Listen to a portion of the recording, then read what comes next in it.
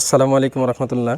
আজকে আপনাদের সামনে দেখাবো আসলে 14 দিন বয়সে মুরগির পাত্রের আসলে পজিশন যদি ঠিক না থাকে বা পাত্রের অবস্থান বলেন ছোট পাত্র কিংবা বড় পাত্র যদি আসলে ঠিকভাবে না দেন তাহলে আসলে কি কন্ডিশন হতে পারে এটা আসলে আপনাদের সামনে আজকে তুলে ধরবো।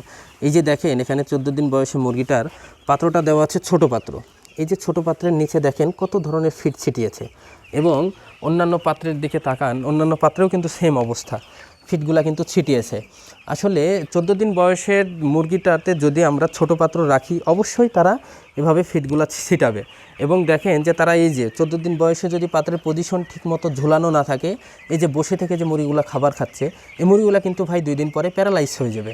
এই দিকে আসলে লক্ষ্য করে অবশ্যই আমাদের 10 দিনের মধ্যে পাত্রগুলো অবশ্যই ছোট পাত্র থেকে বড় পাত্রে রূপান্তর করতে হবে, না হলে বড় ধরনের ক্ষতি হয়ে যাবে। এই বিষয়টা অবশ্যই পাত্রের পজিশনগুলো অবশ্যই নজরদারি রাখবেন।